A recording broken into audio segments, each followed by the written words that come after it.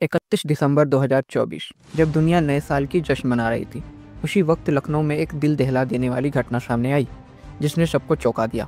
आज हम आपको बताएंगे उस भयानक अपराध के बारे में, जहां एक बेटे ने अपनी मां और 4 बहनों की हत्या कर दी। क्या कारण था इस दर्दनाक अपराध का? आखिर क्यों एक बेटा अपने परिवार को खत्म करने पर उतारू हो गया?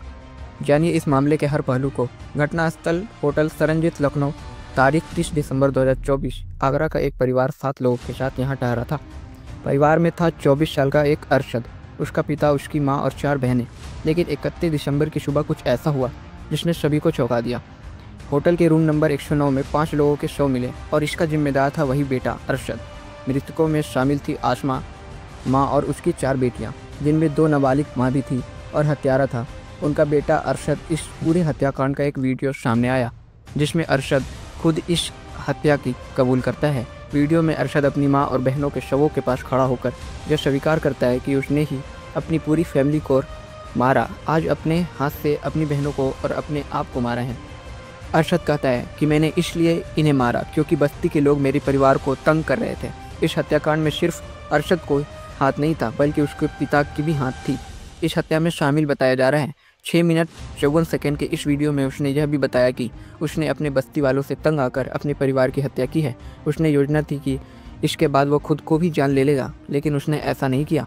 मरने वालों में आरोपी की 2 नाबालिग बहनें भी हैं। अरशद ने कहा कि वह अपने परिवार की हत्या इस डर से करने लगा कि उनके खिलाफ कोई ना कोई साजिश कर रहा था। उसने अपनी बहनों को नशीला पदार्थ दिया और फिर उन्हें हाथ से मार डाला। इस दर्दनाक घटना का क्या कारण था, हम आगे जानते हैं। अरशद के मुताबिक उनका परिवार लंबे समय से अपने पड़ोसियों से परेशान था। वह आरोप लगाता था कि उनके पड़ोसियों ने उनकी ज़मीन छीनने की साजिश की थी। अरशद का कहना था कि उनका परिवार सड़कों पर आ चुका था। मदद के लिए वह पुलिस और नेताओं तक पहुंचे, लेकिन कोई उनकी मदद नहीं कर रहा था। अरशद का आरोप है कि पड़ोसियों ने उन्हें बांग्लादेशी तक कहकर अपमानित किया और जब उनकी ज़िंदगी में और भी मुश्किलें बढ़ने लगी तो वह अपने धर्म को बदलने की सोच रहे थे ताकि उन्हें शांति मिल सके।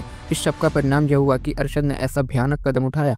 पुलिस की जांच के बाद अरशद को गिरफ्तार कर लिया गया है, लेकिन उसके पिता बदर की तलाश जारी है।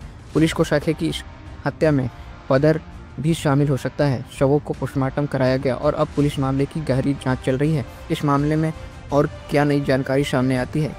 क्या बदर की गिरफ्तारी के बाद अपनी सच्चाई बताएगा? यह सवाल अब हर किसी के मन में यह घटना यह सवाल उठाती है कि क्या समाज का दबाव, परिवार की जटिलताएं और मानसिक तनाव इतने गंभीर हो सकते हैं कि किसी को इस हद तक जाने पर मजबूर कर दे? क्या किसी ने अरशद और उनके परिवार की मदद की होती तो यह दर्दनाक घटना रोकी जा सकती थी? अरशद का यह कदम किसी गंभीर मानसिक दबाव का नतीजा हो सकता है, लेकिन फिर भी यह समझने की ज़रूरत है कि कोई भी हत्या कभी भी सही नहीं हो सकती। हमें यह सवाल करना होगा कि समाज में इस तरह की समस्याओं का समाधान कैसे निकाला जाए।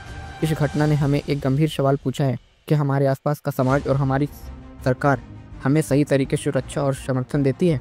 इस केस में क्या सही होगा यह तो समय बताएगा, लेकिन फ़िलहाल हमारी संवेदनाएं उन परिवारों के साथ है जिन्होंने यह सब खो दिया। ऐसे ही वीडियोज़ के लिए हमें